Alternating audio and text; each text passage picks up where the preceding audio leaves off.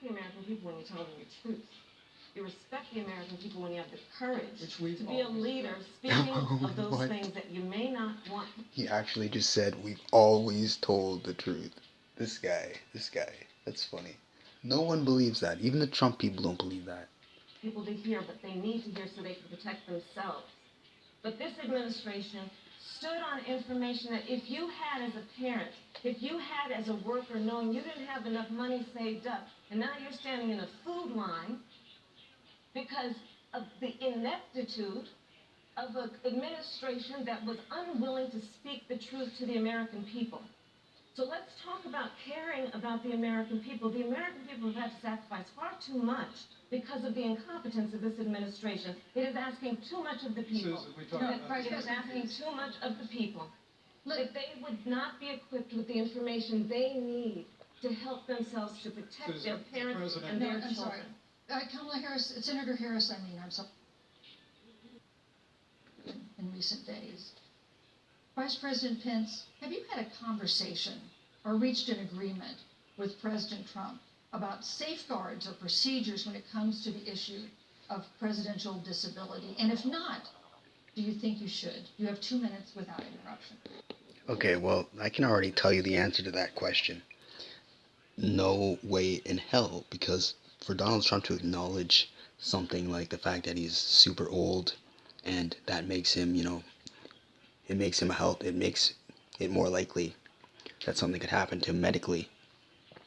He's not a strong enough person to acknowledge that, and in his eyes, that would make him appear weak. So there's no way he would ever entertain a conversation like that. He's a child, and he just could not take it, period. So I wonder how Pence will answer this, but I'm sure it's never happened. Maybe he'll lie and say it has or something like that. Well, Susan, thank you, although I would like to go back. I think we need to move on well, to the thank issue you, but I would like to go back because the reality is that we're going to... Oh, okay, he's just not even going to answer the question. He's going to go back to the other question and probably engage in some disingenuous smear. Let's see. We have a vaccine, Senator, in record time, in unheard of time, in less than a year. We have 5 companies in phase 3 clinical trials. Okay, so I guess I should explain. The last question was, would you take a vaccine if it came out super quickly because of the Trump administration? And basically, we know that Trump's been lying about how quickly a vaccine will come out and putting pressure on the drug companies to force one out quickly. So we don't know if it'll be effective. So what she said is, if Dr. Fauci and the experts say it's safe, then I'll take it. But if just Donald Trump says it's safe, I won't take it. I mean, it's a clear, obvious answer, common sense. But Mike Pence is going to try and pretend that there's something wrong in that. So let's see what he's doing here. Let's see. We're right now producing tens of millions of doses. So the fact that you continue to undermine public confidence in a vaccine, if the vaccine emerges during the Trump administration, we actually do know what failure looks like. The fact that you continue to undermine public confidence in a vaccine, if the vaccine emerges during the Trump administration, I think is unconscionable. And Senator, I just ask you, okay, stop playing politics with people's lives. The reality is that we will have a vaccine. That is so pathetic and disingenuous and dishonest as usual. She's not playing politics with people's lives. The Trump administration is playing politics with people's lives by politicizing wearing a mask and social distancing and doing literally anything to mitigate the spread of the virus. Acknowledging that the virus exists is apparently bad from this administration. Trump today, he's walking around without a mask in the White House. So it's just pathetic for him to pretend that he's trying to falsely equate it, I guess, because the way Trump has been lying and downplaying the virus for political reasons, he's trying to say, oh, she's being political about this. I mean, it's a typical Trumpian tactic. Just say everything's political when you look like an idiot. Before the end of this year, and it will have the capacity to save countless American lives, and your continuous undermining of confidence in a vaccine is just, it's just unacceptable. And let me also say, the reality No, of your handling of the virus is unacceptable. Your surrendering to the virus is unacceptable. when you talk about failure in this administration, we actually do know what failure looks like in a pandemic. You're right, we do. We're witnessing it right now. It was 2009. The swine flu arrived in the United States. Thankfully, it ended up not being as lethal as the coronavirus.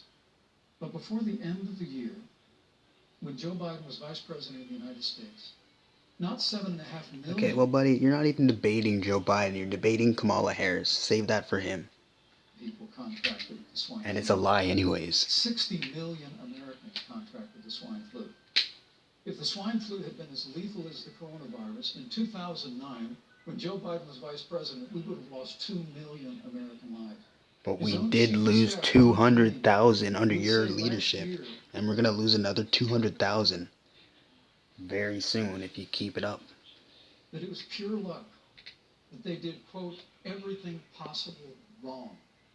And we learned from that. They left the strategic national stockpile empty.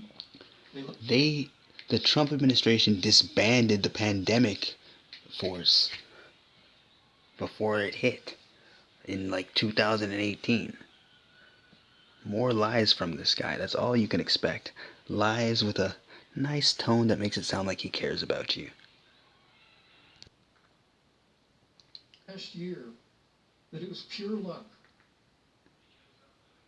Okay, so he's still talking about that. Again, can be Vice proud President Pence, I'm sorry, of your what time we is have up. done. And Senator, please Thank you, Vice stop President undermining Pence. confidence in a vaccine. Senator, Okay, so he never answered the question. He just deflected back to the other question and a smear about her. So this is the first time so far that the moderator has really not done her job, because he's supposed to answer the question. She just let him ramble on about something else, and she didn't even like try and correct him, try and focus him. Well, she did it first, but then she just let him go. That's a failure. And then she just moves right on to Kamala Harris as if he answered the question when he didn't do it. Of journalism, that Donald Trump paid $750 in taxes. When I first heard about it, I literally said, "You mean $750,000?" And it was like, no, $750. We now know Donald Trump owes and is in debt for $400 million. And just so everyone is clear, when we say in debt, it means you owe money to somebody. And it'd be really good to know who the President of the United States, the Commander-in-Chief, owes money to, because the American people have a right to know what is influencing the President's decisions. And is he making those decisions on the best interest of the American people, of you, or self-interest? So, Susan, I'm glad you asked about transparency, because it has to be across the board. Joe has been incredibly transparent over many, many years. The one thing we all know about Joe... Joe. taxes put the recovery at risk, and you have 2 minutes to answer uninterrupted. Thank you. On the issue of the economy, I think there couldn't be a more fundamental difference between Donald Trump and Joe Biden. Joe Biden believes you measure the health and the strength of America's economy based on the health and the strength of the American worker and the American family.